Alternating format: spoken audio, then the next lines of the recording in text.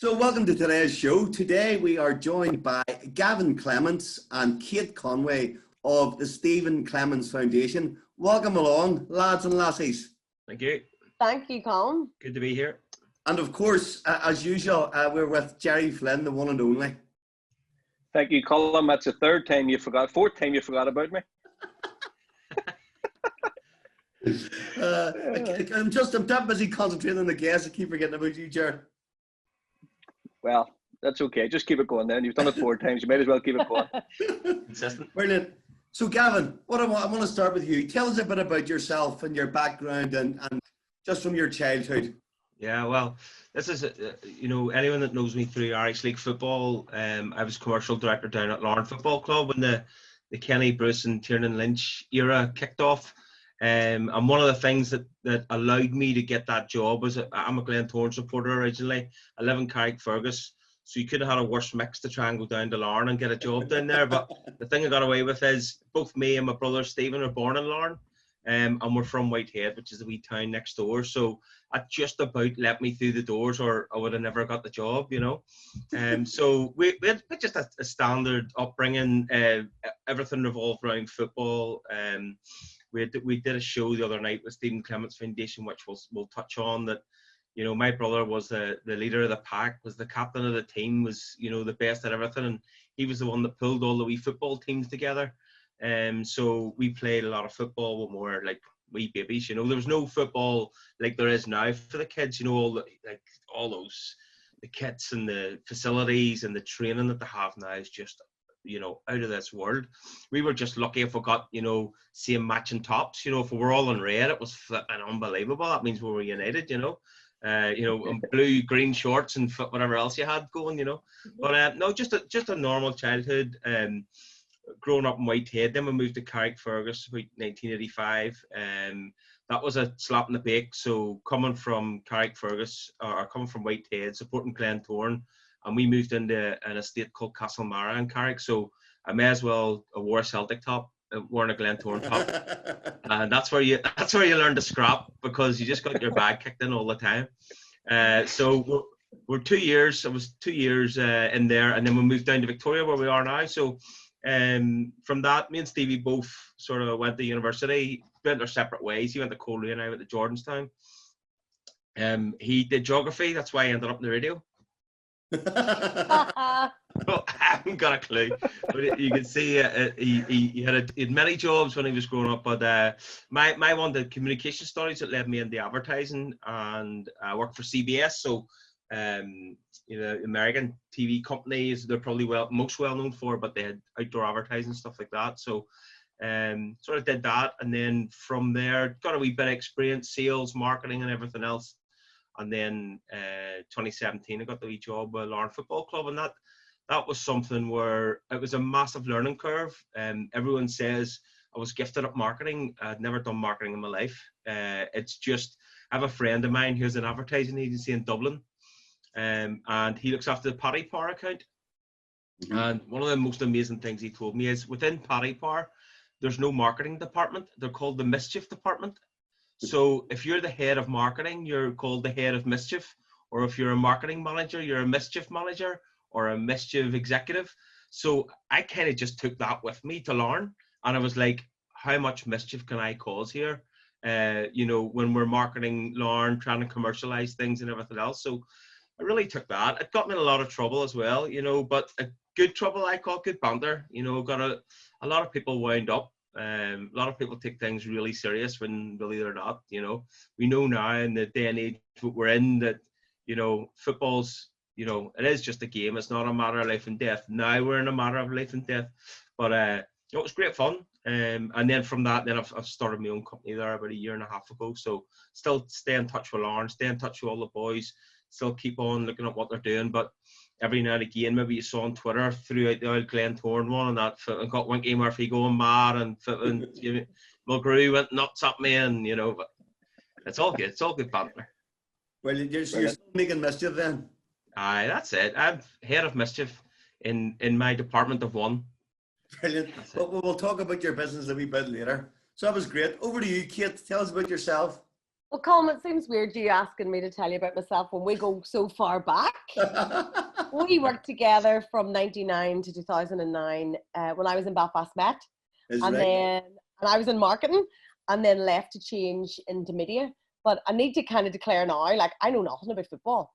For example, I worked with Gavin's brother Stephen for years, and one day we were looking at photos on Facebook, and it was around the time Northern Ireland got into the Euros, and we were looking at photos. I went, I know that footballer, I know that one, and it was Carl Frampton in a Northern Ireland. So I was all pleased with myself, thinking I know that one, and then I said, I'm just not used to seeing him with his top on. So anyway, there you go. That's all I know about football. So I'll let you talk about that amongst yourselves. But I grew up in Cardiff and then moved to Dunmurry, where I've been for 14 years, and left Belfast Met in 2009, moved into media. I did a few different things during that time. I worked at QVC selling kettles and toasters, and what else? Bits and pieces for UTV and RTE and different things. And then I was doing a lot of voiceovers for radio and TV ads. And the guy who was in charge of Q Radio at the time, this was just when they had bought City Beat, just rang me out of the blue one day and said, have you ever thought about being on the radio? Would you like to try it? And I was like, yes, I would. And that was it. And then I got the job working with Stephen. But although I had kind of changed career quite late, I was 33, I think, when I changed career. It had always been TV, and I hadn't really kind of put my mind to radio. And it was really weird then whenever somebody sort of knocked my door and said, do you want to do this? But then it turned out to be the right sort of fit for me, and I loved to have 4.5 amazing years working with Stephen. Absolutely brilliant. And how did you find moving into radio after doing the TV and after working with us in the marketing department? A totally different world, just even in sort of the whole mindset is completely different, because when I worked in the college, it was public sector, and you know what that's like. But just even from sort of an earning potential point of view, it's really hard work. Really hard work. You're kind of limited. The amount of money you make is based on your grade, and then you can only ever make that amount of money. So then whenever I moved into radio and realized, and then started my own business, I have a wedding business as well, I realized you can have all these different income streams, and that to me was the biggest sort of you're sort of more in charge of your own destiny. And I like that. If I want to kind of work, sort of 18 hours a day, I can, make this amount of money, or I can do that. Do you know what I mean? It was just, that was to me the biggest difference. But I felt as well in radio, I just got paid to muck around with my mate. It was so easy. It was just, when I say easy, it was, it never felt like work at all. Came naturally. Yeah. Just came naturally. Didn't Stephen always said to you that he was always waiting on somebody to come and tap him on the shoulder and say, here, are we paying you for this? Totally. Getting away with this? Oh, some of the stuff we did, and so especially Stephen, like some of the stuff that he got away with. And if we'll talk about the tribute show shortly, but that sort of would remind you of the Through the Windows and the Robin Cabs, and the different sort of like, his humor was so, there was so many times we'd be sitting in the studio and he would say something, or together we would do something, and I'd be thinking, I'm going to have to go back to the college. I'm going to have to go back to a real job, because there's no way, this is crazy. So we're going to get sacked. But yeah, no, it just felt like fun from the start. Just felt, right. I have to say, I don't embarrass very easily, but some of the things that man said, I was actually driving with one hand like that. It was so bad. Some of the things he said to me, do you mean? Just in general, Cate. I used to give me so much abuse. He told everybody that I had, I do have, I'm like Pat Jennings, my hands, there's one football reference I can give you. I have big hands. And he used to make fun of me for that, but he used to tell people my hands were hairy. And if I was off, or just off sick or whatever, people would be texting me saying, Stephen says you're off for industrial hand waxing. And then I had to have a whole day off for it. Like, this was just the kind of thing. But no joke, if I was ever anywhere and was introduced to somebody and said it was Cate Conway, Stephen and Cate, and they go, oh yeah. And then I'm shaking their hand, I could see their eyes going, sorry, huh? Every time. Here, Cate, Pat Jennings, he's a boxer guy, isn't he? That's right. Yeah. Heavyweight. He's a winning boxer. Colin, your jokes are getting better, Colin. Gavin, he's made a career out of stealing my jokes. Everybody thinks he's funny. No, he is funny. Don't you worry about that. Thank you, Gavin. You just where'd you keep that up. Yeah, where'd you get the nickname Simba, by the way? My wife asked me, and I haven't got a clue. It's actually not a very exciting story, but there's a young lad who used to live beside us when we were away, and he had this dog called Simba, and I used to imitate him. So all he talked, the dog had 9 pups, and he used to talk about it all the time, and before my voice was broken, I could do it really well. So we were at Star LC Youth Club, and the boys used to say, do Simba, and it just stuck. So what was that? Excited about the Lion King or anything, but it's about a dog. That's what I wanted, but that's all right. That's still good. It's funny how they stick in that. So Gavin, tell us a wee bit about the foundation. We're going to touch on the tribute night, and we'll touch on what you're both doing now in a wee minute. But tell us about the foundation starting off. Yeah, so this actually came about. There's a guy who is like the secret hero, a guy called Gareth Murphy. He owns We Are Vertigo. He was a guy that I didn't know until Stephen had passed away, but they were very, very good friends. There was about 4 or 5, like a handful of people invited to the private funeral that we kind of knew were confidants of Stephen's and knew him very, very well. And we met Gareth on the day of the funeral, and you can understand that on the day everything was very fuzzy. So the best way to describe it is, like Snoopy Dog when they're on the radio or on the phone, and it goes wah, wah, wah, wah, wah, wah, wah. That's kind of all you can hear. It's like a fuzziness. So I just remember Gareth saying, listen, he was a great guy. He did amazing things. We're going to keep his name alive. And at that time, I was just thankful for anyone saying something nice. But true to his word, he got a group of us together, me and Cate, a couple other guys together, and pulled together this amazing website. So the Stephen Clements Foundation. So I have a wee t-shirt. See that there? So there's that logo. Back and front on this.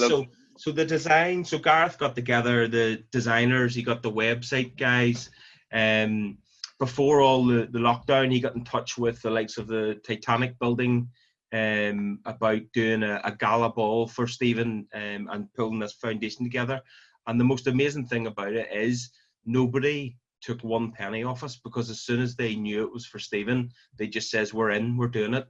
So the company that built the website are from London. Unfortunately, I don't know the name of them. Maybe Cate does.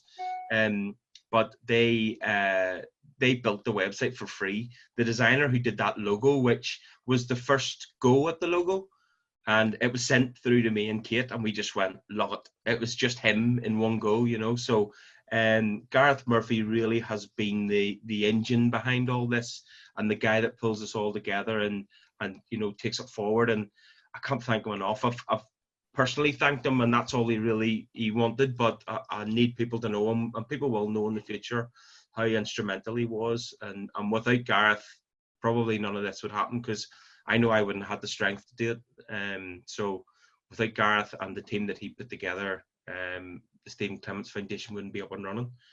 But it is amazing stuff, And I know earlier we were chatting, and you told us that Cate actually had thought of the idea. So Cate, where you go? Well, obviously we had the private funeral, and we had said around the time we need to do something because there were so many people were really affected by it, because a lot of people had really taken Stephen and I on board, and obviously then Stephen went to BBC as well. He was part of their day, and they felt like we were their friends, and they knew us because we did, you shared quite a lot of your life and what was going on in your life with listeners. And so many people wanted to just to remember him and sort of like say goodbye, if you like. And we had thought, well, at some stage then we'll do a public event. But then after the funeral, you're on a bit of a sort of an adrenaline kick and whatever, and then everybody slumped, and we're just kind of like, oh, and we couldn't really get together to make it happen. Do you mean to do a public event? And on reflection, there wouldn't have been a venue big enough. So when I tell you more about the tribute, I'll explain. But then we had lockdown, and as part of lockdown, then I'm with U105 now, and I've been doing Zoom interviews for them.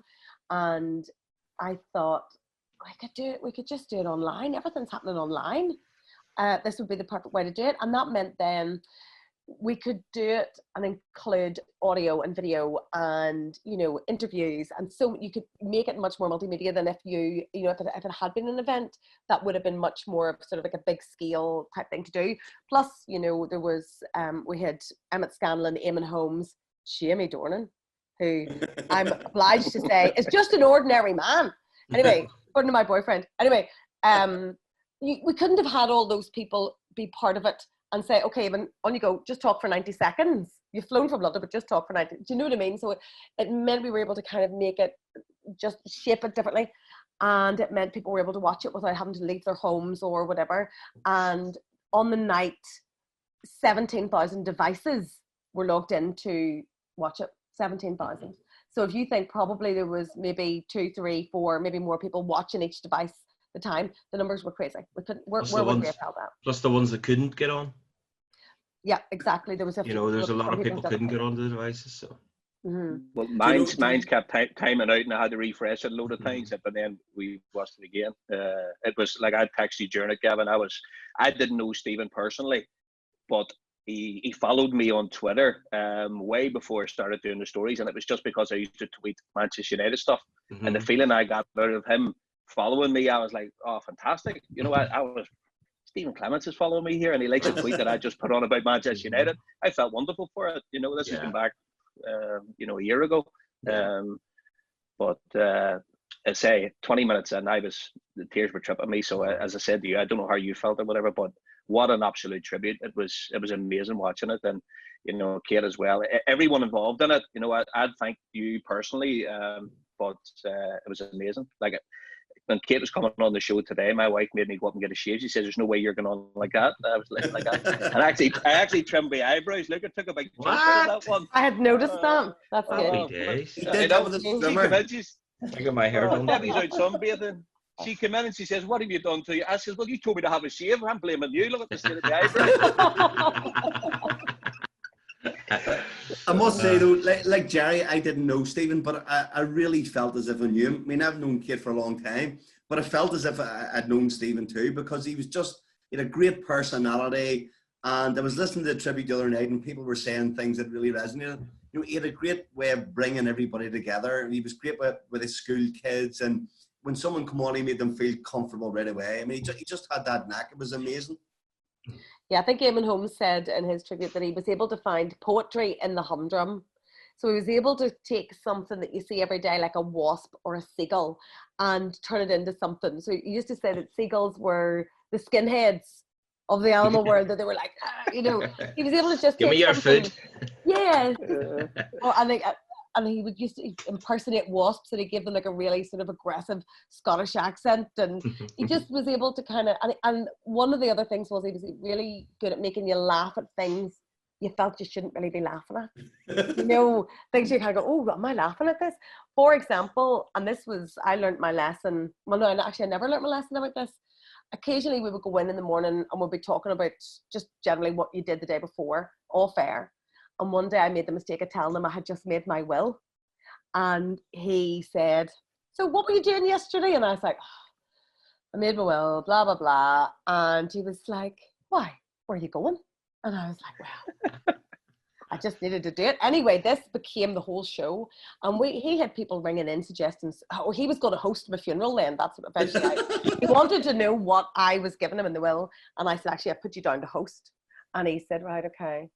So is it, I'm going to invoice you today's prices? Or 10 years, 20 years? What number should I go for here?" Anyway, then he had people ringing in suggesting songs that he should play, like Down, Down, Deeper and Down, and like all these things. It was just so inappropriate. But people got on board because they knew our relationship, that I wasn't offended by this, or that, you know, that it was just something, it was just it was just being funny. And that was the real skill he had. He could sort of take you along on a wee journey of something you kind of go, oh, I shouldn't be doing this, you know. But he was. I think it was like a brother and sister relationship. It's something that as good looking as I am, Funny used to pick on me. How you can pick on this, I don't know, but yeah. It was amazing, and those times when it nearly felt like a privilege, because if he knew you that well that he could hammer you, well then you're in, and that's all you wanted. You know, it was just it was a privilege to be absolutely scundered by him. Gavin, I started reading this book. Yeah, I started reading the book again that he had written about yourselves going to Portrush and stuff, and I can just picture like the wee grannies putting the 2 peas in and pulling the slot machines down, and I'm sitting reading it just laughing into myself because I was picturing me physically doing that. But he was saying about the when you had the fire damage shops, you know, when the bombs and everything was going off in the Troubles. And I remember the guy who was on yesterday's show, JJ Little, the cooking coach. JJ had all Star Wars figures, and I used to want them, and my mum would have got me it, but for whatever reason, she never got me them. But it was a wee guy after one of the bombs had went off that came around selling little figure Star Wars, and I remember she bought me a Luke Skywalker figure, a little one about that size, but he had a melted head down the side, you know, and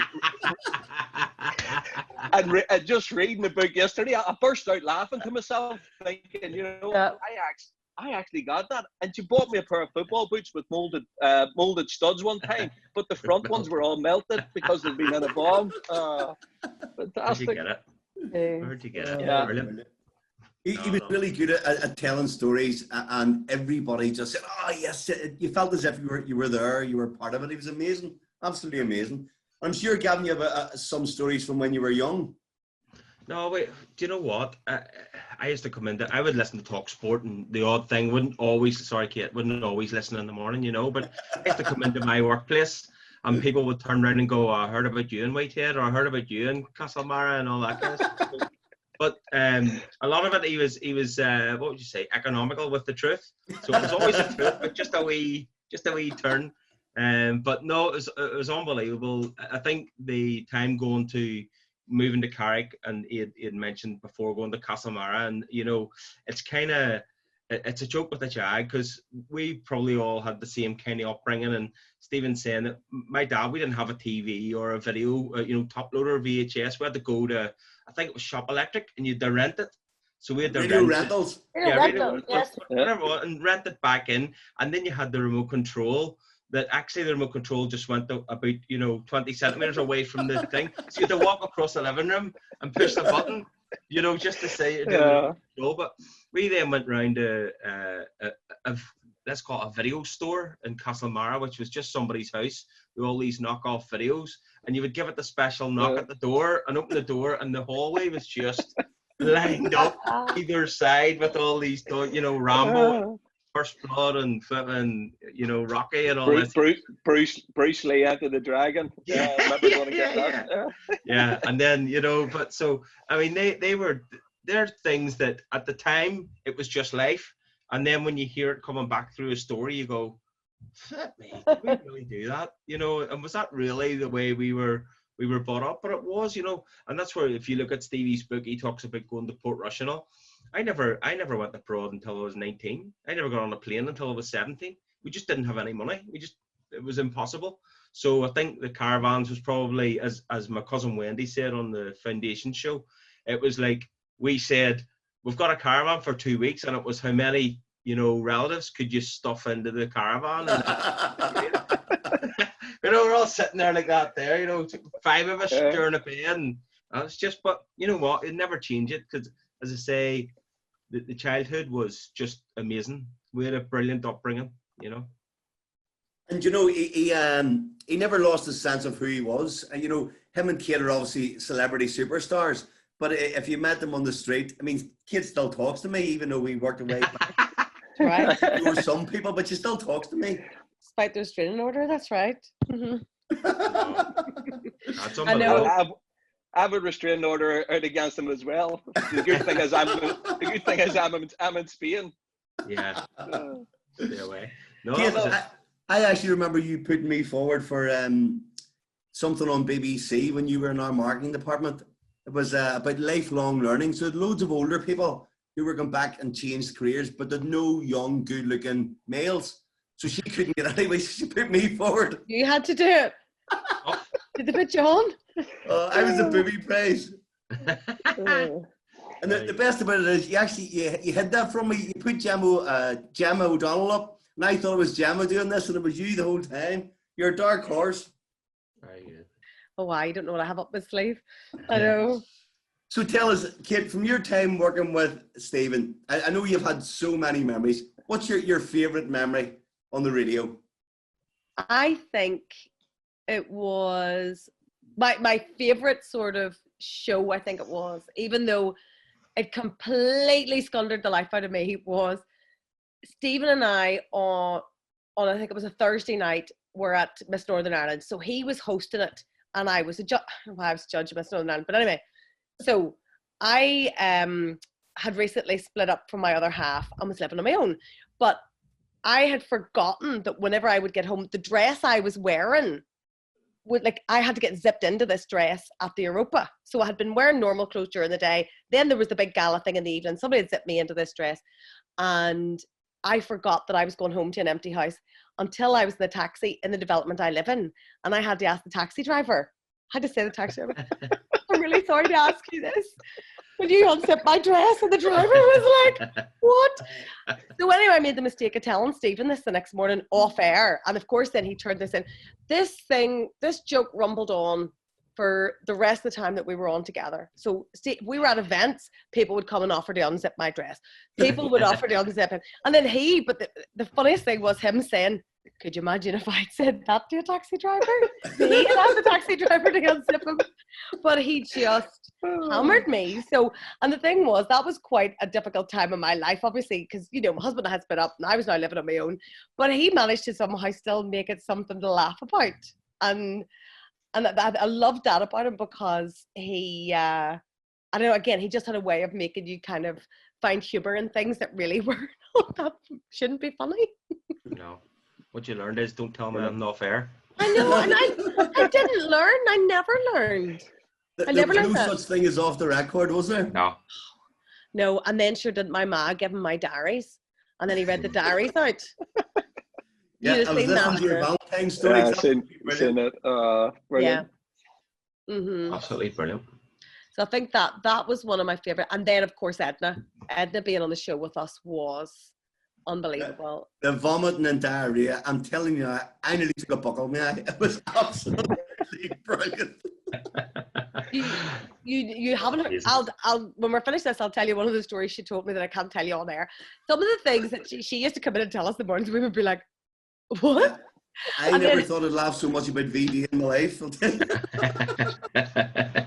But the beauty of Edna was a lot of people thought that was Stephen had written that or acted it or whatever. And he's like, I'm flattered that people think I could write something as funny as that. But she just came in and was just 100% herself. And I think the good thing was a lot of people, everybody knew an Edna. Everybody could identify with her because and she was just, you know, just an actual angel on earth. She's somebody who has the biggest heart and is just she's such a sweetheart. I adore her. And we both just loved her. And we brought her into the show quite gently at the start, you know, because she hadn't been on air before. And so she was, first of all, we were recording things she was saying, and then we were able to, once she kind of had a bit more confidence, we were able to bring her in live, and she just let her go. She was priceless. Gold. Oh, we have an Oliver and Andrea in work here, very similar, absolutely top drawer. Brilliant.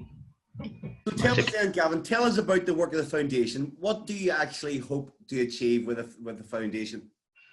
Yeah, so this is another thing that we're, you know, Stephen obviously had a lot of charities that he supported, and a lot of charities that he was the patron of. But what again, this is, you know, driven from Gareth, who was amazing. And the idea behind the foundation is that it's a vehicle to supply, you know, fun things that Stephen would have loved to the charity. So what we want to look at is the likes of, we're going to raise money for a foundation, and then allow people to apply for grants, and say that be like a park in your local area, and we want to call it the Stephen Clements Park, or build a new wing at the hospice, and let's call it the Stephen Clements wing or Stephen Clements room, or whatever the case may be. But we also want to do things like, you know, random acts of kindness. You know, my brother was one of the kindest, most gentle, loving people you ever meet, and you know, he would literally give you his last $5, you know what I mean? And we want to do random acts of kindness where, you know, we can have coffee mornings and we'll get, you know, the captain of the Blues and the captain of the Glens to buy each other a coffee, and, you know, Cliftonville Crusaders, same thing, Sinn Féin, DUP, don't know about that one, but maybe. But you know what I mean. So at each other. Yeah, so that's it. But we want to have a day which is like a Stephen Clements Random Act of Kindness Day, and then on his birthday, which is the 17th of December, Gareth is going to do something with We Are Vertigo, where he's just going to open it up for the kids for free in the name of Stephen, and let the kids come in for free and give a donation to the foundation, raise as much money as we can, and give the money to really good causes, but in the name of Stephen. So where Gareth promised he would keep his name alive, we're actually going to try and etch it into buildings, etch it into parks, and etch it into good causes down the line, you know. Well, Jerry, you can sort of explain the ethos behind what we're doing, and it fits in really well. Maybe we can do something with the two boys after. Definitely on our website we'll promote the foundation as much as possible, because, you know, the ethos behind ours is giving back to the areas that we came from within football kits and different equipment for teams and stuff. You know, if we get any sponsorship through that, so definitely in the likes of anything that we can help with, getting messages out or giving a platform to promote Stephen's foundation would be humbled and welcome to do that. Brilliant, amazing, love it. And obviously, Cate, you know, you're going to be a big part of that. So what's your role going to be? To be honest, I imagine I'll be one of the mouthpieces of it. Our front.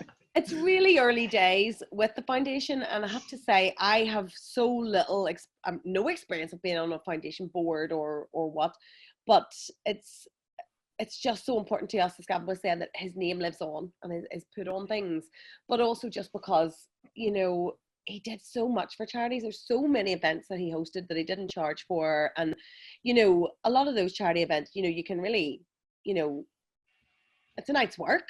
But there was a lot of times he was just like, no, I'm doing this for hospice, or I'm doing whatever. And he was an ambassador for a lot of different charities, and, you know, gave his time. So for me, it's about just helping to sort of keep on spreading the love that he was, you know, and also just to kind of remind people he was brilliant.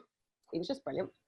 Absolutely, yeah. And I think obviously mental health is probably at the forefront of this virus and this COVID-19 and stuff. And I'd seen on Twitter, you may have seen Ardon Youth Club doing a Struggle to Strength campaign, where sort of ex-footballers are on doing a video out walking or running or training. It was absolutely amazing. Lots of the boys, you know, we had Cate, from football, the likes of Tomas Cosgrove and Jared Little and Big Chew Trainer and Saucy Brown and Marty Riley, all lads who we had maybe played with or against, and Putty.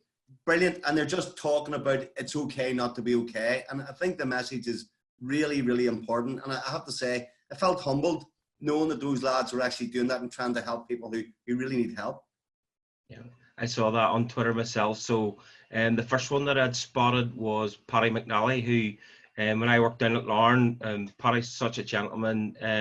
As soon as I saw that he was doing something like that, I know I got on Twitter and retweeted it. I was so proud of him.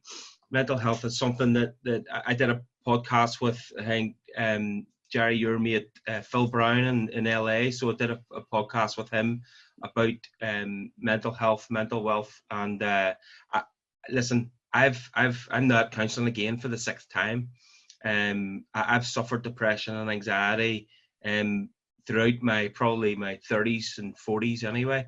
And it's something that I don't know if proud's the right word, but you know, I'm literally going to get a t-shirt made that said, I'm at counselling, do you want to talk about it? There are more and more men that are getting involved in it. I was very close as well with Jerry Thompson, who unfortunately Jerry died in December time.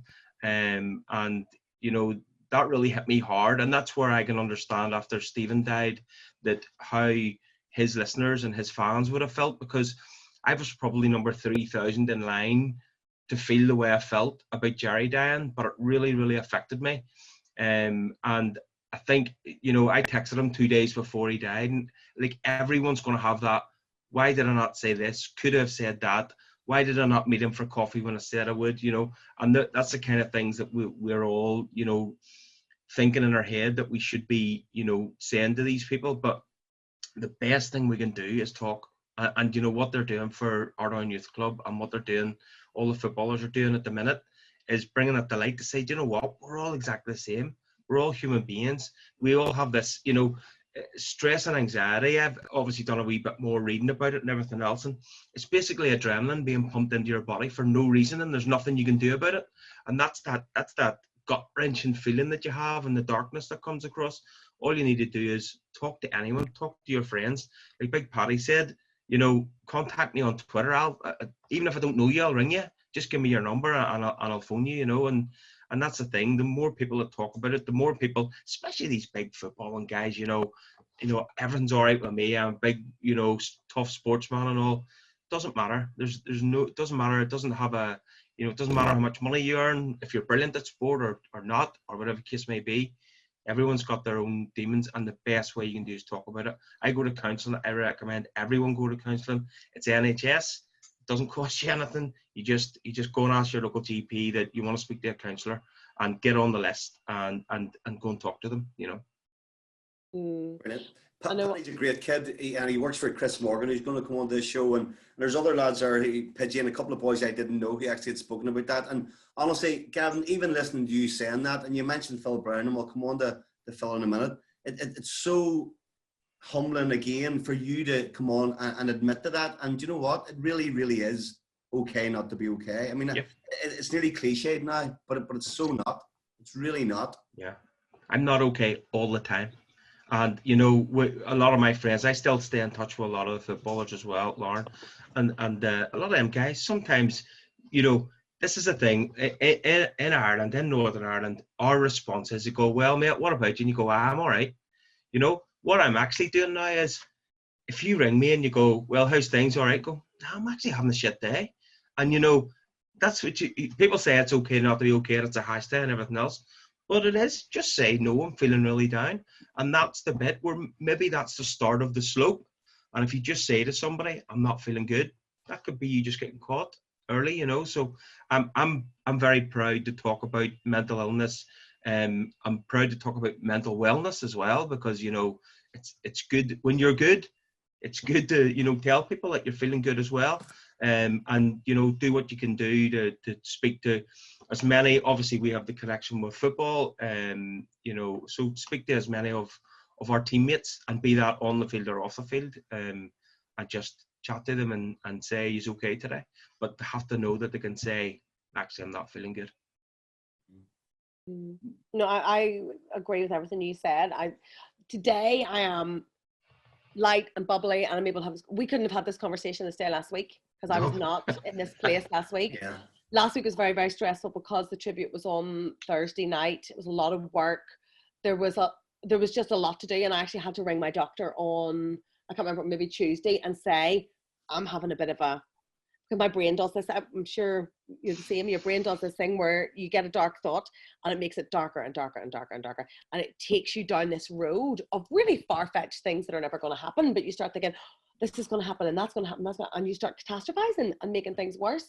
And so I had to ring the doctor and say, like, I just need, and I ended up getting diazepam for like a couple of days, but that's all I needed, just to slow that down so I could get that tribute finished. But I have a thing that I do regularly where I'll say to people, I need to warn you that I'm grieving right now, and my brain isn't working the way I want it to. So sometimes I can't really string a sentence together, and sometimes my brain just kind of, it's almost like the shutters come down, and I have to just go, I have to go home now.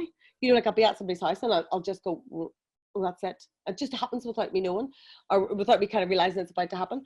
And I had to host an event at the start of March, so it was, I haven't really worked much, obviously, since Stephen died, and it was the first time I had to host an event, and I had to host an event with Cate, you know, the BBC, right?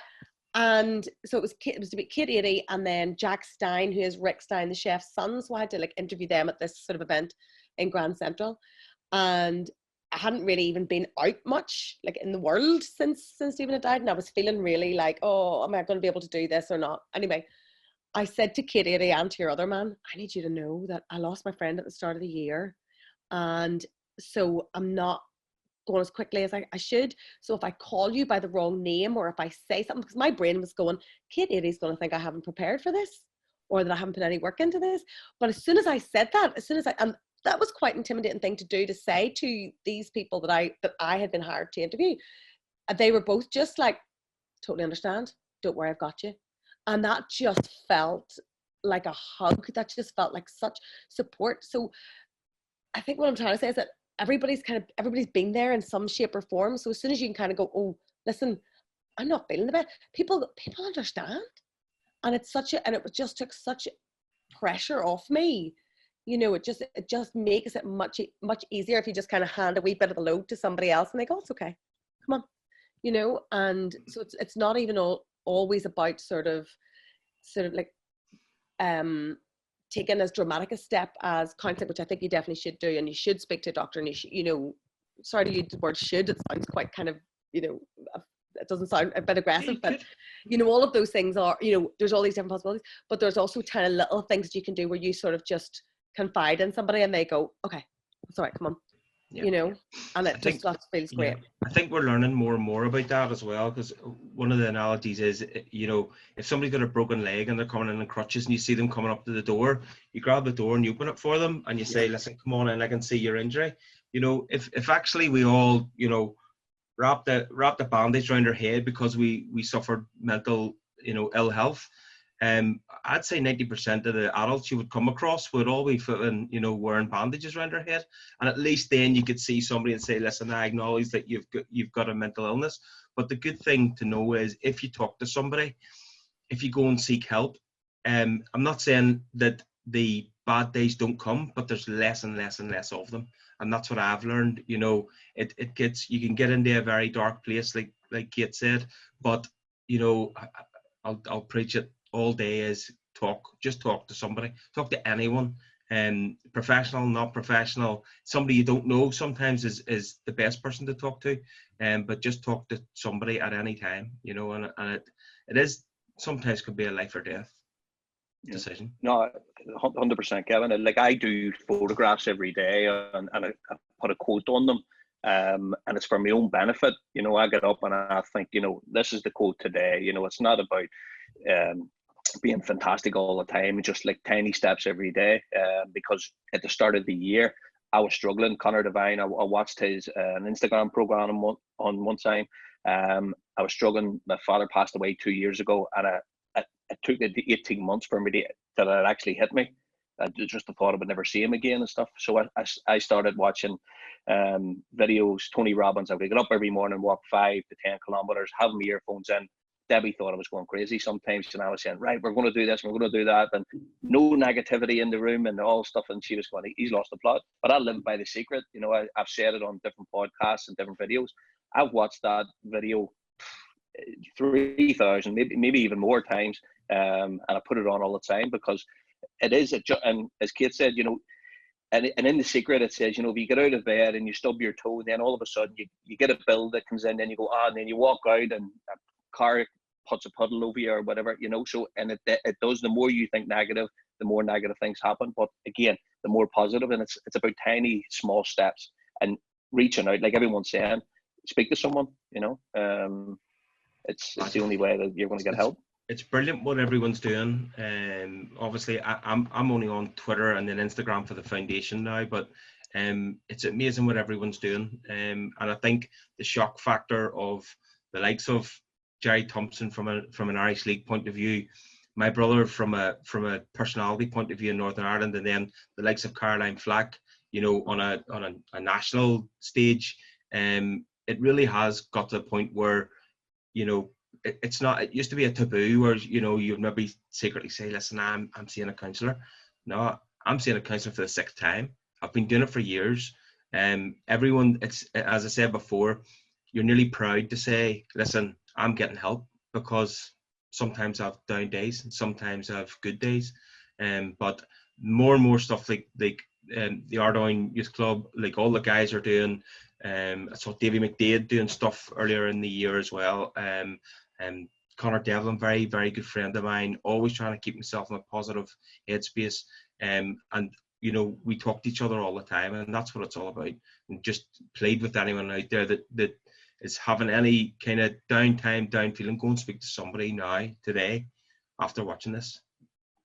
Yeah, brilliant. And you'd mentioned Phil Brown. Phil's, like ourselves, North Belfast lad from Whitewell Road, and his story was like, again, like Stephen's, it was really, really emotional, and he had the bravery to broadcast that across the world, and it's unbelievable. A story would make your toes curl, but he's there, and he's out there, he's spoken to people, he speaks out, and he tells people that, you know, again, it's okay not to be okay. Absolutely amazing, absolutely amazing. Yeah. Phil's an unbelievable guy. You know, you can tell he's lost his accent a wee bit, having been in America for 20 years. He's going with McCulloch on us, isn't he? See, I think he's more Belfast than any Belfast person I've ever met in my life. But no, the story, you know, obviously he told me about his wife and finding his wife and stuff like that. And to this day, he suffers PTSD. You know, he can't wake his kids in the morning and all without turning lights on and touching them, make sure they're okay and everything else. But he was fantastic. He was the first vehicle for me to talk about Stephen and the suicide, and obviously how it affected us as a family. So it was the first time we could, like Cate had said, it's like this strength. I couldn't have spoke to him, you know, 2 weeks earlier or 4 weeks earlier. Just, you don't have the strength to do it. But like he was doing on that podcast and on this one as well, is if you can just get one person to just stop and think, you know, like my brother, you know, me and Cate will just wish he could have phoned us, or he could have texted us, or he could have done something. And that's what we just wanted him to have, that conversation, which he didn't have. And we want these kind of platforms to help people, you know, just say, listen, phone anyone, talk to anyone at any stage. There's a lot of help out there. We're learning a lot of things now after Stephen has died that we wish we had known beforehand. And it's there for everyone, you know, and things like this. What you guys are doing is phenomenal, you know, and just keep up the good work. Thanks very much. I've actually gone to a bit of training there just before the lockdown. I played for him on Malachan's committee, North Belfast team, and we were looking to set up a North Belfast mental health forum with the help of a good friend of mine and the guy who we run the football team at St Mary's with, Mark O'Hara, and a charity called Everglow, because a young lad, Francis McStravick, who played for Malachan's and a local team, Ben Madigan, had unfortunately taken his own life, and the Everglow charity is outstanding. We're trying to get them on board, and we're going to reach out to all the clubs in North Belfast to try and raise this as an issue. And Jared Mallon, who's a guy from West Belfast, whose young brother plays for Sheffield United, had invited us over to a forum that they had done over in Twinbrook, the new leisure centre, and it was amazing. And right across Belfast, people are starting to really open up and help people with mental health problems. It's phenomenal, and anything, as Jerry had spoken about earlier, that we can do for both of you, we'd be really delighted to do that. Thank you so much. So anyway, so let's talk about what you're doing now. So Gavin, what are you doing now yourself, business wise? So for the last year, I've been back in the outdoor advertising. So you see any of the online stuff we're doing, where all the billboards across Belfast have had Stephen's poster on them. We're in lockdown. Everyone's getting told to stay indoors. So you couldn't pick a worse industry to have launched your first business as a company that actually says Omega Outdoor, when everyone's got told stay indoors. So listen, I've got some really good investors behind me, and we're looking at the long term. So we should be getting through this okay, but it's a really, really tough time. I don't think we've seen the economic downturn yet of what this is going to cause, because obviously there's furlough schemes and there's still a wee bit of money sort of oiling the wheels, but there's you know, tight times ahead, put it that way. But the outdoor advertising industry in general, it's not the place to be right now. But before that, I was working with Larne Football Club. This is probably where I had, you know, sort of heard of you guys before, and I worked a lot with Tiernan and Seamus and Tim McCann and stuff like that. So I'd said to you earlier, did a wee bit of marketing, a wee bit of commercial activity for Larne. Had probably the most exciting 18 months I've ever had in my career. You know, private jets to Cheltenham and out to LA twice for budget meetings. Just, you know, I kept on saying, actually, we knew this. So I had this conversation one time with Tiernan, right? So remember, I'm representing Larne Football Club, not Real Madrid or Man United, or, you know, this is Larne Football Club. So I was chatting to Kenny. I was out in LA, as you do. Newport Beach, and I was in this £10 million mansion. Kobe Bryant he lived up the road. Tiger Woods had a place across the way. So I think the rent was 30 grand a month or something like that. But, you know, I was in my own wing. But I remember texting Tiernan. So we're chatting about budgets and everything else. And I says, listen, I can't remember what it was exactly. I think we were talking about kits or whatever the case may be. And Kenny says, listen, I don't know about, is it Nike or is it Umbro or whatever it was, right? And he says, I'll speak to Tiernan this weekend. So I was there from the Monday to the Thursday. And Tiernan was flying in from Belfast to New York to meet him. So I sent Tiernan a message and I said, listen, the boss doesn't know what kits we're going to go with, but I'm leaving LA today and he's going to hook up with you tomorrow in New York. So have a good trip. And then I sent him a message in the back of it, went, fuck me, would you read what I just sent you? It was like we were flipping working for Real Madrid. Speak to the boss about it in New York when you get there. Gavin, my name dropping is the extent of it is Peter Murray and Jim McFadden and Jerry Flynn, and you're Kobe Bryant. Yeah, the best, like just this an 18 months that I'll never forget. It's, you know, everything, like talking about The Secret, I'm like, that's my Bible. I have that upstairs, same in my bed, read it all the time. You know, everything that you'll see that we are where we are at today and where you're at today is because of all those wee decisions you've made in the past. So it's like the destination you arrive in, you know, you're not limited. Like Cate was saying, you know, she was in a limiting job, and then when she left and she got to do her own job, she found out there was no limits to the amount of earnings you can have, or actually, you know, forget earnings, fun. If you can get something that pays the bills, but then you can have a laugh doing it, that's even better. And for mental awareness, you know, mental health, that's fantastic. But, you know, those wee things that have led me here today, you know, Larne Football Club, you know, got me my own company in a funny way, because of the people that I worked with. Ended up, they said, listen, would you like to come and start your own company with us? So without having, you know, picked up that application form and sent in the application to be commercial director at Larne, I wouldn't be where I am today. You know, without working for CBS for all those years, I wouldn't have had the experience to go and get the job with Larne. So it's, you know, everyone today know that it's just a slight move. You know, it'll drop you in a different destination, but you're in control of where it's going to lead you, you know. I last weekend, I was telling you earlier, Gavin, I was first time I spoke to Kenny face to face. He'd been on Twitter and bantering and stuff like that, but we were all on a WhatsApp phone call. It was me, Tim McCann, Tiernan, and Colin Simba. Brilliant. So the next thing, Kenny was beeping through. So they knocked Simba off and they says, right, Simba, see you later. Kenny's coming through. Get out of here. Right. My usual limit is 5 Budweiser on a Saturday when Manchester United are playing.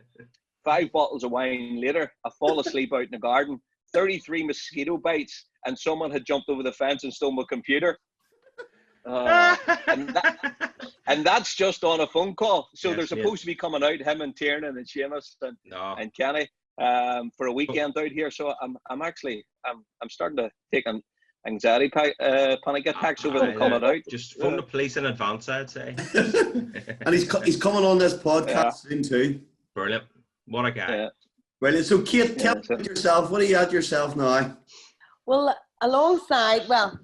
radio-wise, I'm at U105, but I've mostly been doing videos and stuff for them with like social media stuff. But to be honest with you, I've no complaints about doing less at the minute, because my brain just needed to kind of recover from what happened. So if anything, lockdown, that part of lockdown has been positive for me. And the whole thing has been horrific. It's awful. But the slight positive I've been able to find is I've had time to just be, and just kind of, because of what I do depends so much on my personality and my, do you know what I mean? And me being able to kind of speak, I need to be able to kind of get my brain back in order again. So that I've been glad to get a bit of a rest. But I also have a wedding business called Quirky Weddings. So we run 2 wedding fairs a year at the Waterfront Hall, as well as we print this little directory that comes out usually in September. So you can imagine how that's going, because there's no weddings happening, and all the have loads of advertising space if you want to use it. What would I advertise? Exactly. Exactly. And my heart breaks because there's so many couples had, you know, I was meant to be at a wedding last Friday. You know, everything's just had to go, and when people are kind of thinking, well, I'll reschedule, and they're being really hopeful, and nobody knows obviously how long this, you know, what's going to happen. So people have kind of like rescheduled their weddings that were maybe March, April, May for August or September. Yeah. Unlikely. Kate, I don't want to put a damn squid on it, but after this lockdown, a lot of people will maybe decide I'm not getting married now after being stuck in the house for 8 weeks. You have to do quirky divorces. Yeah. A lot of people are going to be like, I haven't missed it. Very good, Gavin. I don't know what we're going to do, but we have an event booked for the 27th of September in the waterfront. But you know, if we're social distancing, you can't put, you know, 3,000 people in the waterfront hall. So I don't know what's going to happen. Well, do you know what? I've kind of got to the point where I'm just kind of like, I'm just going to let go and try to control things. Just going to see what happens. Just sit back. Because what else can you do? Yeah. Do it online. There's an idea for you. Online weddings. Oh, I know. Well, I have been doing a thing for quirky weddings called Wed Talks. Like that. I know. Yeah. So, and it's all Zoom interviews, to be honest. It was that, and then doing videos for U105 that gave me the idea to do the tribute online. So, it's basically I just interview sort of wedding photographers or stationers or whatever, and then put that on social media. But you can only, we're essentially furloughed, so you can only really do very, very little. You just kind of can keep the business ticking over, and that's all that's doing. It's just social media content. But, you know, everything will turn around and we'll be ready to pounce when it does. Well, Jerry's a great face for it. You get him on anytime you like. Poor Jerry. See, same jokes all the time. Oh. Jerry, I know how you feel. Stephen used to be like that one. I know. Kate, I bet you Colin has probably told you, because he's using this one 20 years, black curly teeth and walks with a lisp. You've probably heard that before. Yes, no? heard that. Yes. I thought that was Tim McCann's one. He stole it from me. And the both of them stole it from me. Anita Hamilton's still getting it. Kate, she gets it every day. She gets a lot of abuse. Poor Hammy. She makes a wee cup of selfies. That's when she makes her tea for herself. Oh, cup of selfies. Like yeah. Well, lads, that was absolutely out of this world. I really appreciate your time, and I know Jerry does too. 100%, no worries. Yeah. My pleasure. Good to see you. Absolutely super. Well, look, thank you. Kate. Great seeing you again. No worries. Thank you. Seeing you again too. Thanks very much. All right, mate. All the best. All the best. Gavin, thank you very much. Really appreciate that. Mate. Thank you. Bye, Later. Talk soon. Bye. Bye-bye. Bye.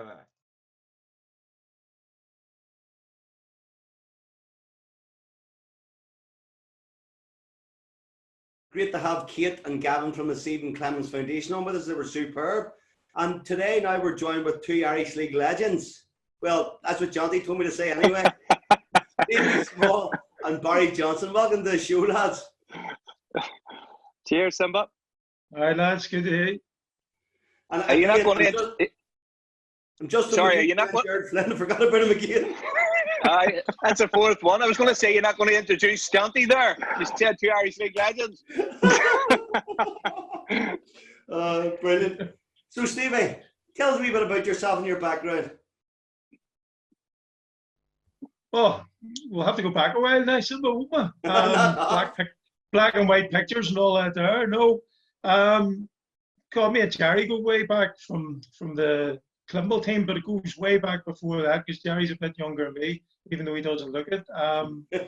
When I go back to about 86, I went to Clements. As a kid, wasn't even meant to be here. My brother was on trial.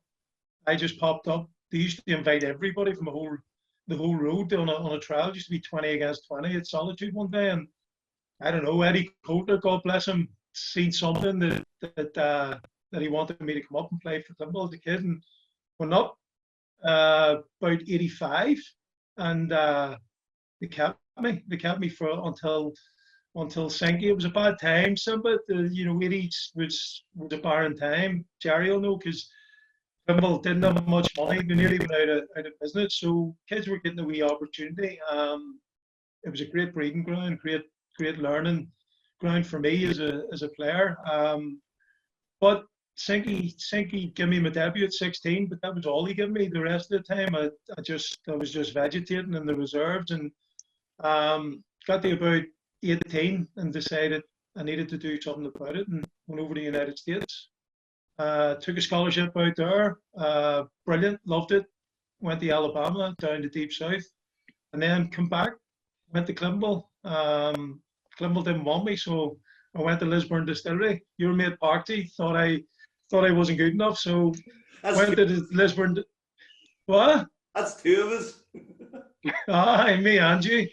He's a good judge of a player. Simple, isn't it? No, I went to the Lisburn Distillery. Billy Hamilton, Spain '82, absolute legend. Thought I was worth a contract.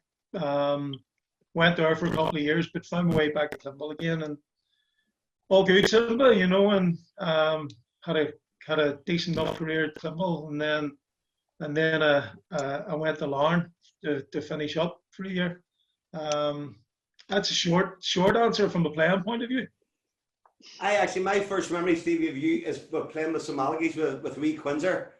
And I remember going to watch you, and I must be honest now, you were outstanding that day. Give you your dues. But you were the fullback then.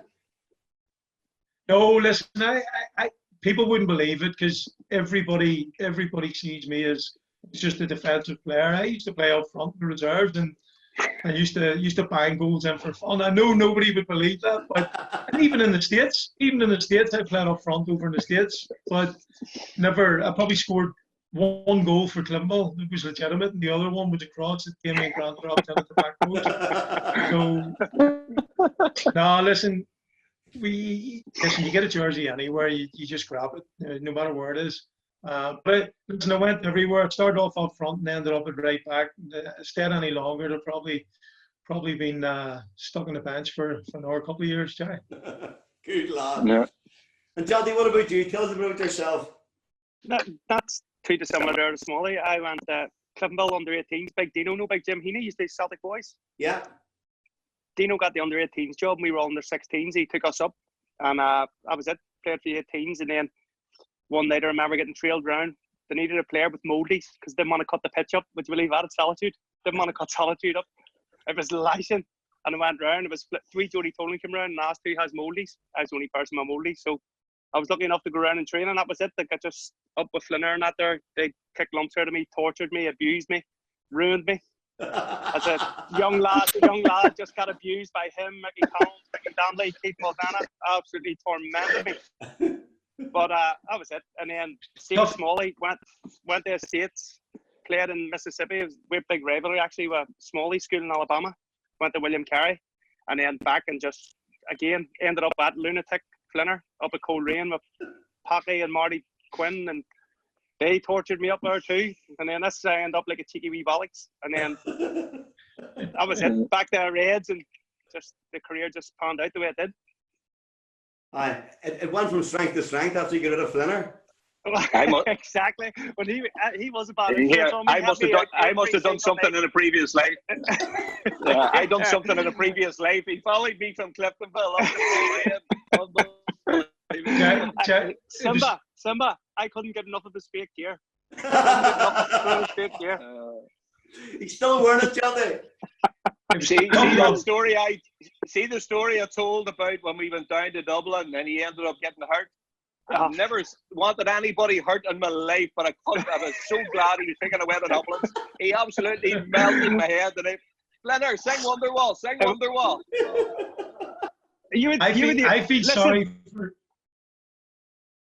I feel more sorry for Quinner than used to, because Quinner took you to the two different clubs. I think he had you to Glenavon as well, didn't he? I did. Don't know what was wrong with him. He took me here too. I've more sympathy for Quinner, to be honest. Hey, I'm not joking. You see that trip? It was unbelievable. Me and Mulvanna, do you remember we were tops off about 2 stone wet, and Minto started singing "Feed the World." Started singing "Feed the World" to us. I didn't know what it was. I was sitting laughing. What's he on about? Feed the World. 2 stone wet. Did you ever hear the full story of that? Where Chanty went to hospital? No, but I'm going to make myself comfortable, Stevie. Where you go? Listen. I tell you, it's one of the most hilarious things I've seen in football.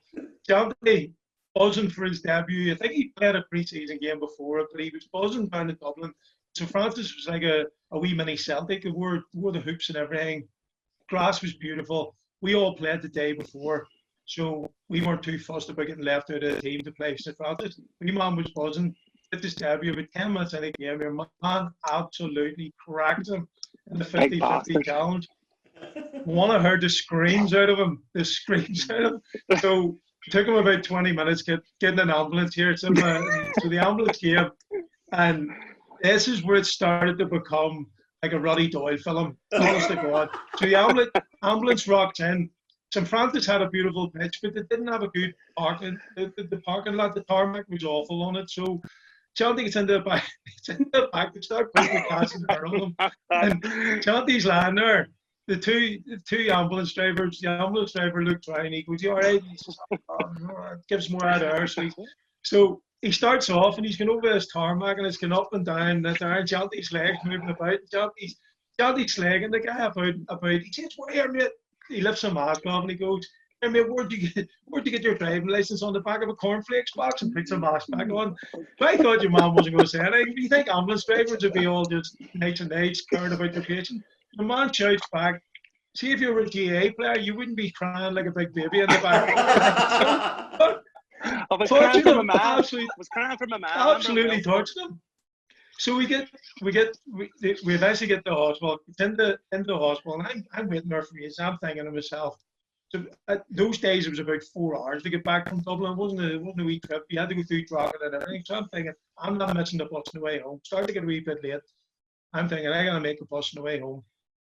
He's lying in the bed. Starts to get a wee bit darker. The drugs are kicking in big time, and he's lying in the bed. And he says, "Smolly, do us a favour." He calls me over in a wee whisper of a voice. I says, "What is it, Jonty?" I'm thinking, I don't have words of, "Listen, Smolly, do me a favour. Will you tell my mum, okay? Tell her that I'm a wee bit closer." And he says, "Smolly, do us a favour. Take my printers. Them Dubliners that steal them on me very quickly." He wanted me to take his predators off him. Jonty, hope you didn't buy him off Jerry Flynn. No, they were real. Simba, they were real predators. They weren't Flynner's predators. No. Absolutely. So tell me, Stevie, what are you doing with yourself now? Coaching, probably similar. Jonty and I think Jonty's just following my career path. Jonty and me both had real jobs, and then we decided we'd go into coaching full time. Just a range of things, Simba. I'm coaching at Belfast Met on the full time academy course, which, similar to Jonty, the kids come in and they train full time.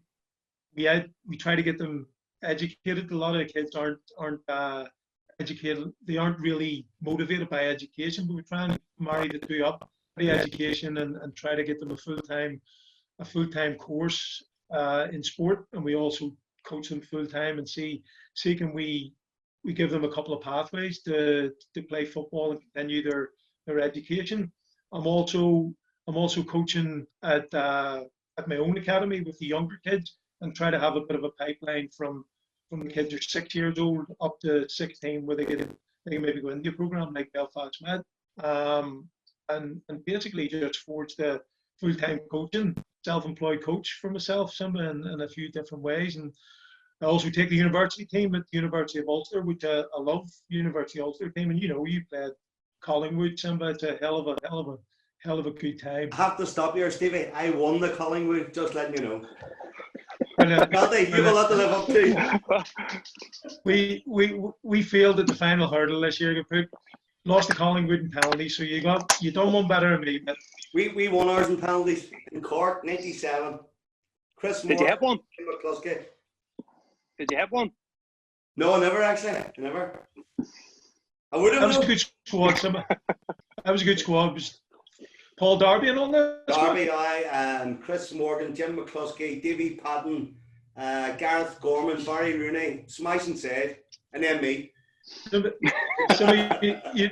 you know you're getting old whenever Jim McCluskey's son is at the University of Ulster in the university squad. He comes up to me and he goes, "I think you know my dad," and he looked exactly like him. And I was like, "Jim McCluskey."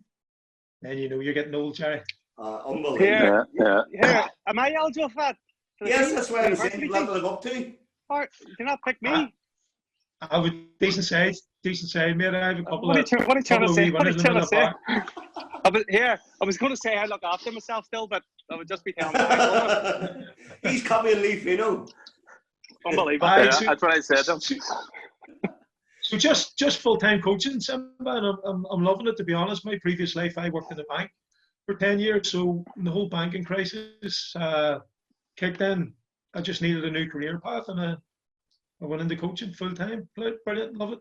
Well, Stevie, I'm going to throw more flowers at you. Obviously, you know, my wee lads are at it, and watching your coaching, different class. Again, John, you have a lot to live up to, us, man. So I'm doing all right, but I'm doing all right.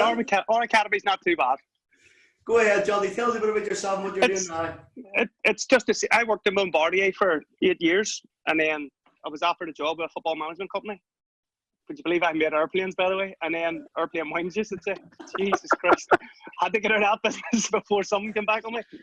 And then got offered a job doing my badges and got offered a job with Lee Carl, the football management company, like I say, and just every day, being in that football environment with 16, 17, or 18-year-olds, brilliant for me.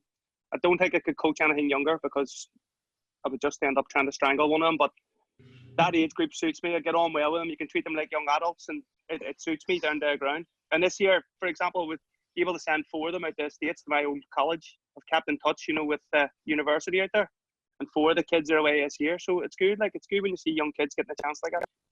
Before you move on, I have to say, Lee Carroll was in our team. I'd never live it down if I'd left him out. Sorry, Lee. Oh, Jesus Christ. Could you imagine? He was my roomie too. Yeah, I'm surprised. He'd be looking me to wear one of our work tops or something for a bit of free advertising. Here, Johnny, hold on a wee second. Johnny, what car are you driving now? Jaguar now. I got rid of Mercedes in the MR2. Remember the time you were in it at Minto's funeral. Oh, you're right. Do you remember the time you came to Coleraine? You remember the time you came up to Coleraine, your first car you ever had? It was a hearse. No, listen, at the Golden Goose at Coleraine, then I got a Mercedes, and you said it was like something out of Sweeney. It was like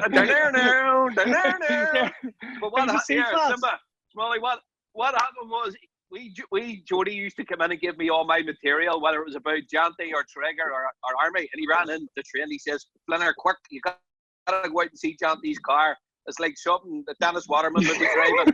And I went out, and he was going right. I went. It was like a 1979 black Mercedes.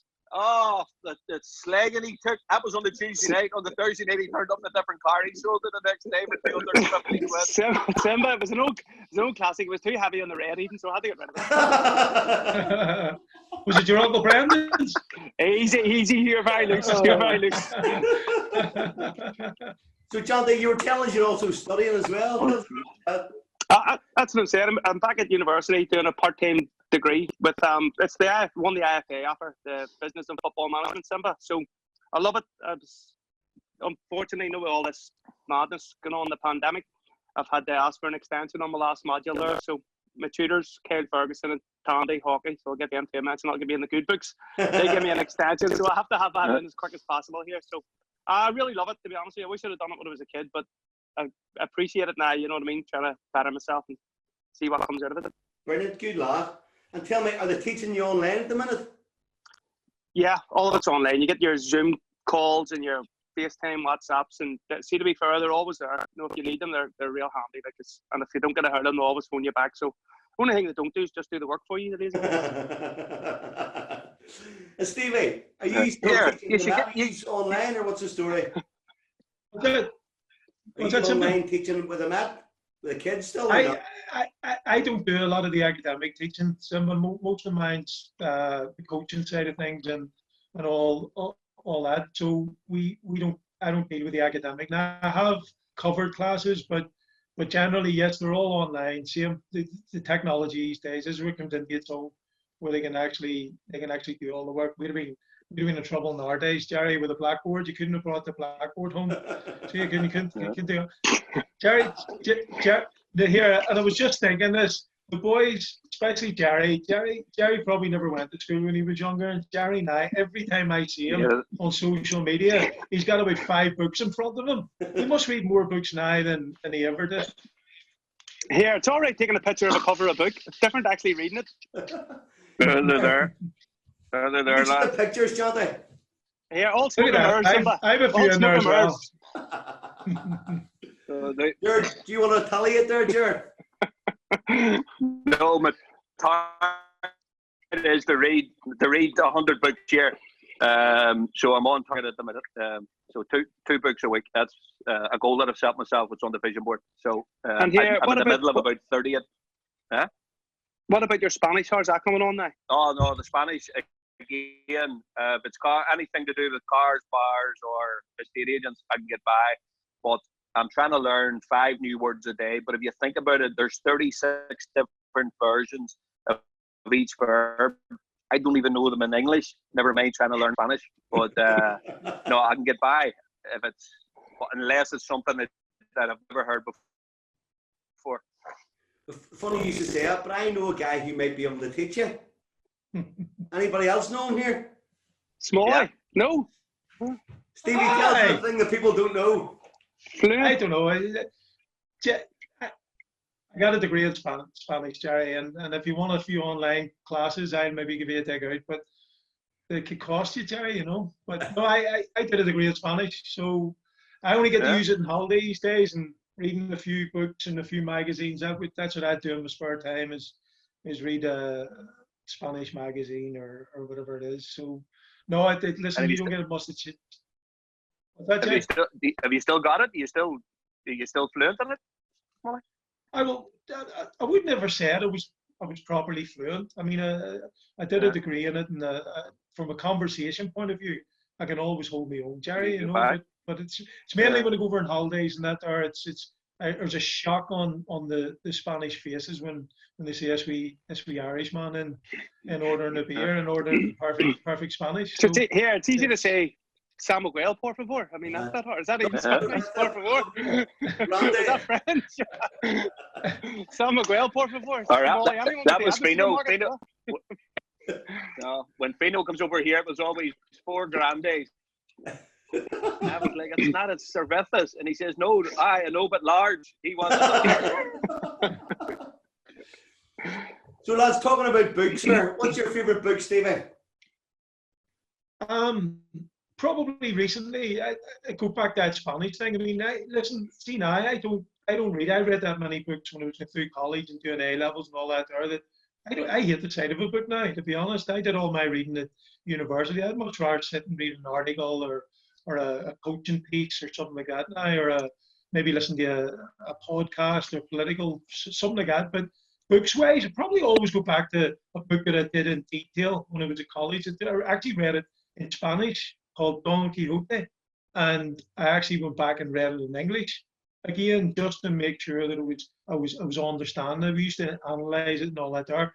Listen, it goes into a lot of detail. It has a lot of modern day lessons and jokes and different bits and pieces. So listen, if I was to pick a book off the shelf and say that's a book that I really, really love, it'd probably be Don Quixote. Brilliant. What about you, Johnny? Like, I love all the Irish Jack and the Beanstalk. All the Irish history ones are printed. Oh, Lady Bird, Jack and the Beanstalk. I read all the Irish history ones are outstanding, but at the minute it's more biographies, like autobiographies. Muhammad Ali ones are brilliant. King of the World, it's class, and I love the political ones as well. Especially like Malcolm X, stuff like that, the American stuff. It's all real good, but at the Matthew Zaid, anything he does is good. Bounce and all his books, all that like coaching and how to get better. It's all stuff like that. But at the minute, it's mostly my university stuff, just journals and read, which absolutely pop the head away. It's not so good when you have to read it instead of wanting to read it. When you're told to do something, it's just so hard. See, when you're told you need to read that, shit. See, if I came across it and read it, I would probably find it interesting. But the fact you actually have to read it, break your heart. Brilliant. So Stevie, we'll have to hear about this infamous story where you were getting a piggyback off Kirk Hunter. Let's hear about that. Oh, jeez. Probably the most infamous, but the worst decision I've ever made in my whole life. A completely emotional decision. Listen, we'll probably go back to the game itself. We needed to win the game, probably to say we were going to go on and be champions, and to go down to CB at any time. And they had a fantastic team at the time. Big Kirk was on the bench, and we just got to a stage in the game. We knew we were going to win the game. We're 2-0 up, Jerry, I think it was, and that's right. Yeah. On came Roy Walker, just got the big man ready and threw him on. I think maybe Roy's thinking was, listen, we're 2-0 down. The game's dead. Let's just see what Big Kirk can do, because he usually come on and caused all sorts of havoc, and we didn't know what it was going to be as bad as that. But he come on and he made a beeline straight for Big Bingo, Davy, and he just shoved Bingo and probably thought Bingo was just going to go, that's okay. And as everybody used to do with Big Kirk, just nearly run a mile or stay away from him. But then Bingo started to trade punches with him on the 18, just above the 18-yard line. And I thought to myself, well, I didn't think. I just had this immediate reaction. I'm going to go and help my mate, help Bingo. If it to do it again, there's no chance in this world. I'd have been behind the advertising orders. I'd be behind a wall with Jerry and Chris Moore. Packy McAllister's in one. You've been in the wardrobe. I heard loads on. Simbo, I jumped on his shoulders, and I always liken it to a Jumanji scene or something like that. There, I jumped on his shoulders. The big man shrugged me off his neck.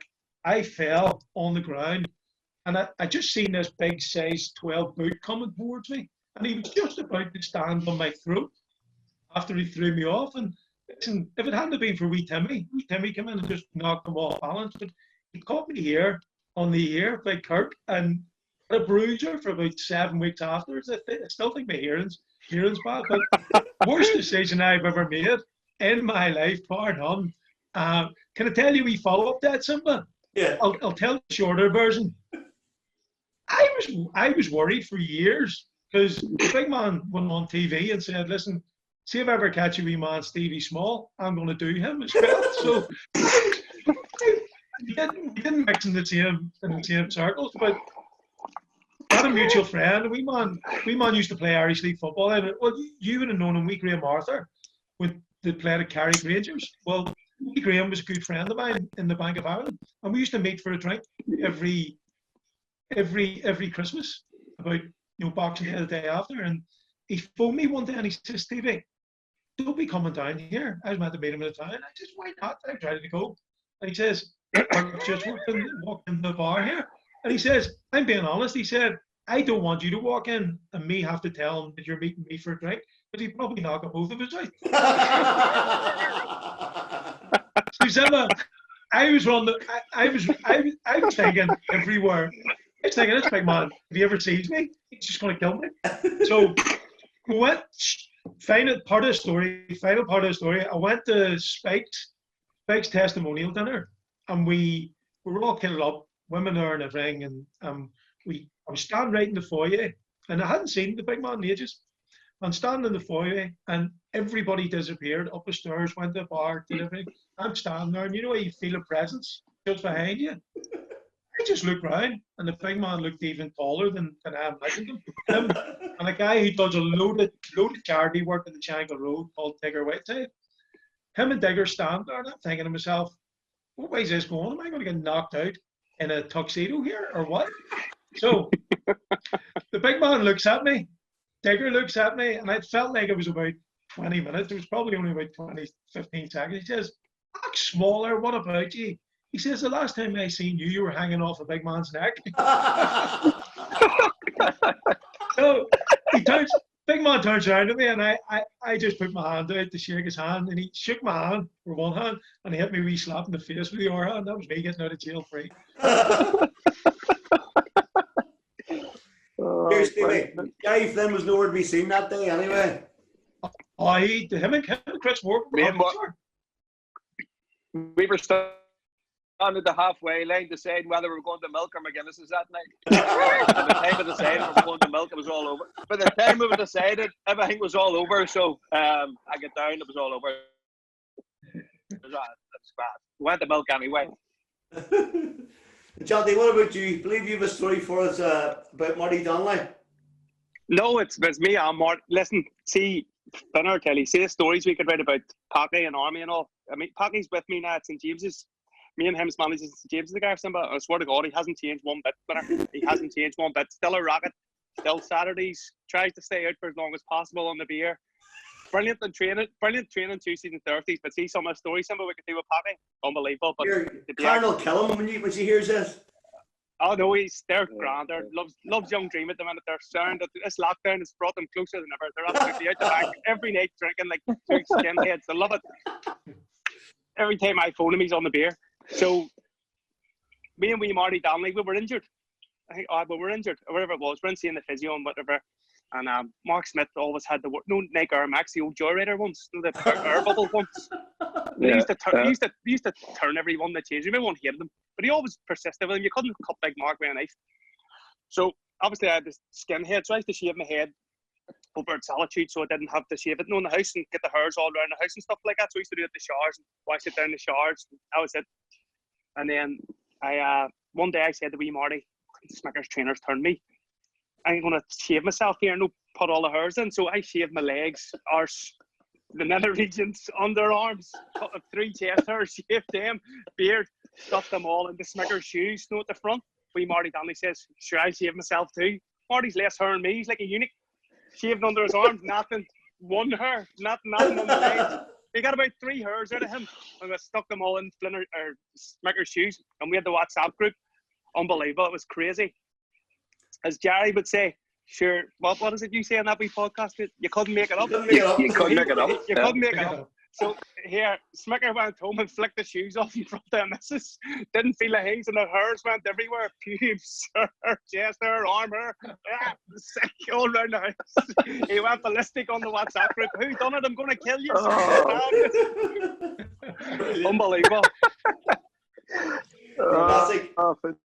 Stevie, you have to tell me a story about our wee mate Brazzy. Oh, God bless him. Be legend.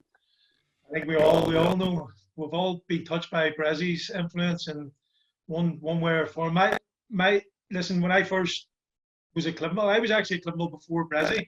People would have thought the other way around, but before I went to the States, I was a young lad at Clements in the Olympic, and Brazzy's first night, he played for Crew United before he went to Clements. That's right. So he's a Crew United. The reserve team manager at the time was Jackie Hutton, who was also the manager when Clements won the Irish Cup. So he was reserve team manager. And Billy Sinclair was the first team manager. So we had a reserve game down in Moorview, and it was Brazzy's first night, but Brazzy lived around the corner from me. I didn't really know him at the time until he came to Clements, but Brazzy was arranged to pick me up to go down to Moorview for the game. So Brazzy picks me up in the wee Vauxhall he had. We go down to Moorview. It was a lovely night, and you know the boys would all congregate on the pitch beforehand before you go into the changing room to hear the team sheet. And so we're all standing out. And this night Jackie Hutton couldn't come, so he sent a note of the team to Billy Sinclair. So Billy Sinclair had never met Brazzy. He just knew that Brazzy would come into the Clements. So he calls all the boys in, Sinky calls all the boys in, and all he has is a list of names. And we're all sitting around waiting for Sinky to name the team. And he looked over and he was just about to start. He turned down and he says, Mr. Small, could I ask you to leave so as I can do a team talk? Everybody's looking, go on, I'm looking at Brazzy, Brazzy's looking at me. And you know what Brazzy's like? Brazzy's wee face just went pure red, that wee smile of his. Brazzy didn't say anything. Brazzy just looked at him. He says, he thought he was taking a piss. And he says, no, Mr. Small, I'm going to have to ask you to leave so as I can do a team talk. He was serious. He thought Brazzy brought me down. He was my dad. And he was just standing out in the pitch. And then Brazzy, as usual, knows we quiet boys. Brazzy turns around and goes, no. He says, I'm Tommy Breslin. Sinky looks at us. Oh, Tommy Breslin, I'm sorry, son. he couldn't put Sinky with a knife. Sinky just went on. And, all right, Tommy, no problem. Unbelievable. And then he becomes an absolute legend. That was his first night at Clements. Unbelievable. It's not like Brazil. What? It's not like someone to get one over in Brazil. Aye, brilliant. And you know, we Sinky just cut him, but didn't know he was cutting him. Joe Brazzi got his own back on him over the years anyway. Here, some stories about the wee man. Barry, I listened to you one night saying about him. He was leading you to the team. And you were walking out thanking him. That was the type of him. He was unbelievable. I don't know. You couldn't hear him and see what you take from. See now, trying to obviously do my own thing with St James's, trying to get my own career going. So I used to phone him all the time. And poor Valerie, she used to see my number coming up. She must have just leave a room. I had tortured for an hour. But he was just that type. He'd always time for you. We were all like his kids. You know, that team that won that thing. Honest to God, he'd time for every one of us. And you never knew that he was speaking the R one. So I used to phone Kieran Cadwell. Yeah. I used to phone him. Well, but he had me. Just out of the blue, he would have said, I was on the phone to Brazzy last night. You know, he'd been away from Cliftonville maybe 4 years. At his 5th different club in 4 years. And Brazzy was still phoning him. Still giving him wee bits of advice. That was just the like of him. He just loved us. So that's what he was. And now I don't really have no one to phone. You know what I mean? Because football's obviously moving on. Quinner's brilliant, but Quinner was just a motivator. Thinner to tell you, you'd run through a brick wall for Marty. But yeah, Brazzy's a bit more modern and stuff. So I have no one to fall back on now. You know, you're kind of just doing it yourself and trying to remember the wee bits that he taught you. He's clever wee man. Yeah, especially now, Jonty, that I've blocked your number. Yeah,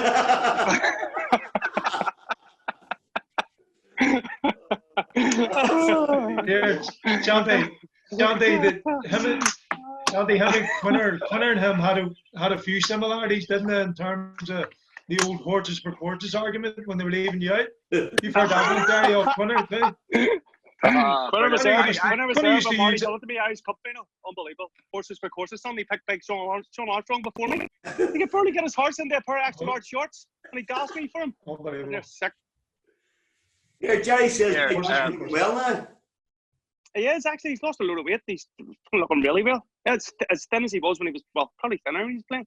Kieran O'Connor had tweeted something saying that, Jerry, you were prolific in your days. And I remember, I think it was like I played 9 games and scored 13 goals or something in one of the Clements records. But I'd scored 2 one day, one the next week, and I kept coming on a sub. But Quinner was manager at the time, and we went over to the Oval, and Big Keith Alexander was there, Smalley. You remember Big Keith? But Keith had missed his flight, and he got the next one, so he didn't get there to about 20 minutes into the game. And Quinner puts the both of us on, or 2 of us are warming up anyway, and we're getting beat 1-0. And Big Keith was saying to me, well, how'd you score last week? It was in the Irish Cup. I says, yeah. Who scored? I said, well, I think it was 3-0. I scored 2. And he says, and you're on the bench? And he says, goals are priceless. Anyone scores need to be playing. Quinner puts us on anyway. I equalise. Big Keith puts us 2-1 up. Keith goes past 3, knocks it across, makes it 3-1 to us. So after the game, we ended up winning. I think it was 3-2. Glentoran pulled one back. So we played the Blues on the Tuesday night at Windsor. And Quinner comes in and he says, Jerry, can I have a word? And I says, no, it's okay. And he says, no, can I have a word? I says, no, it's okay, Quinner. And I didn't go up to let him drop me again, right? So getting beat 1-0.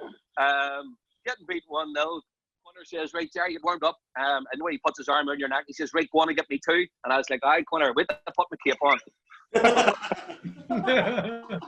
But I had scored. You see, at that particular day, it was something like I think it was 7 goals in 3.5 games, and I still was getting dropped every time.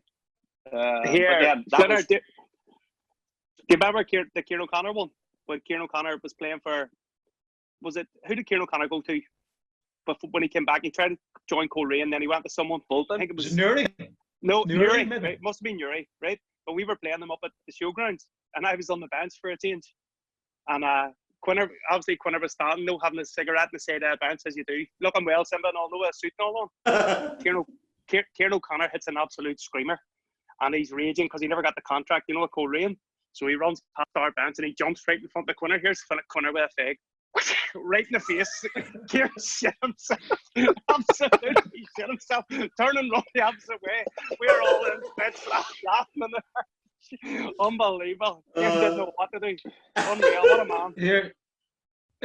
Here, Simba, did it ever tell you about the time, like Connor was a hard man. Did it ever tell you about the time Big Steady closed the door in his face? No? No.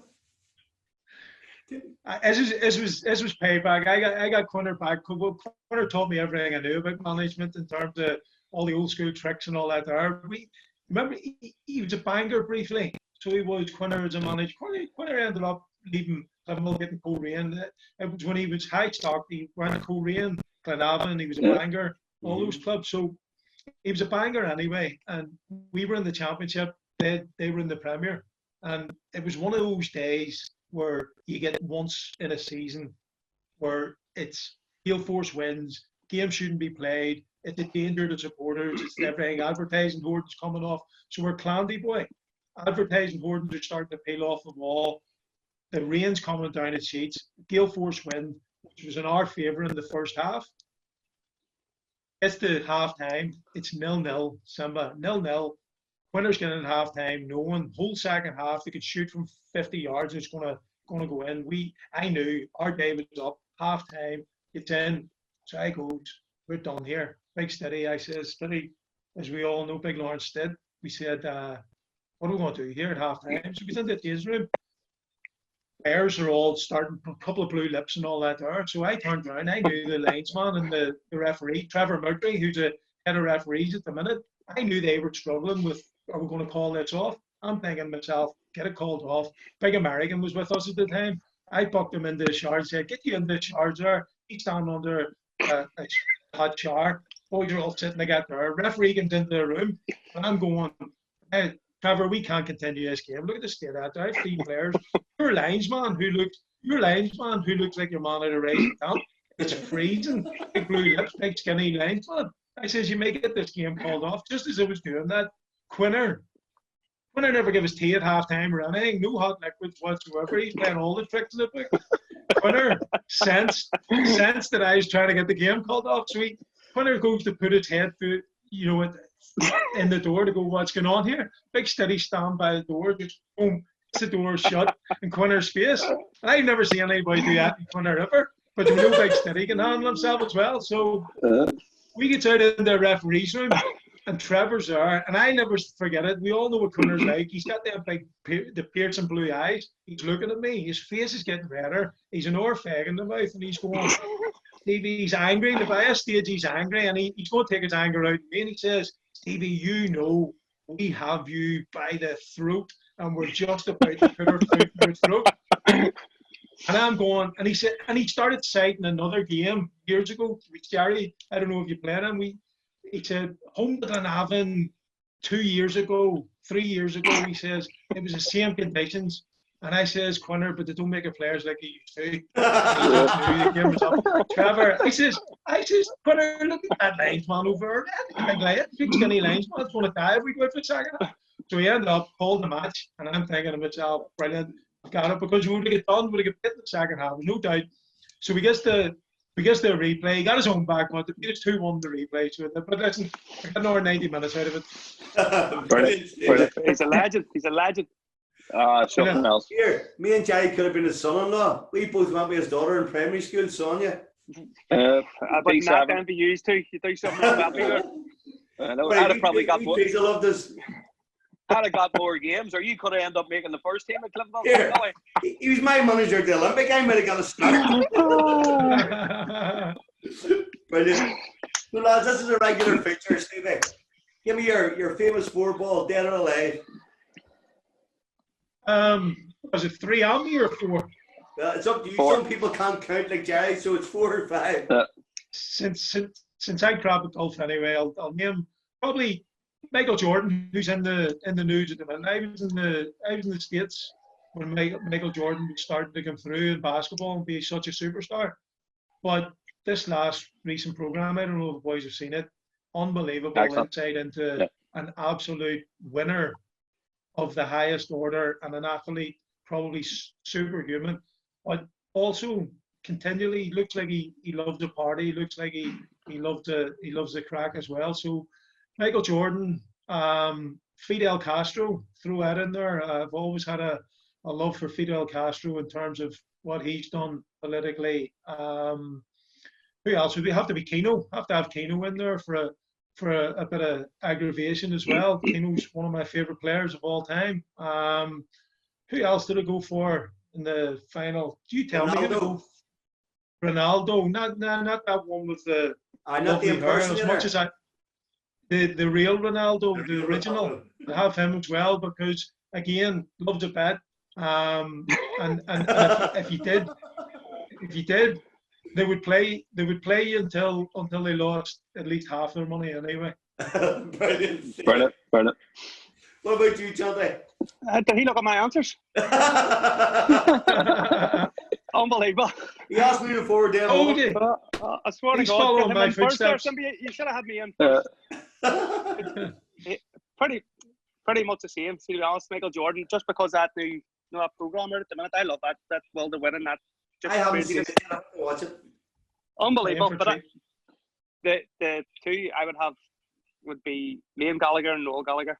Just that's your music, you know what I mean? But you know I love Oasis Spinner, as you've heard once or twice. Wonderwall. The open days. Yeah. Just to see if we can get the band back together, one of those ones.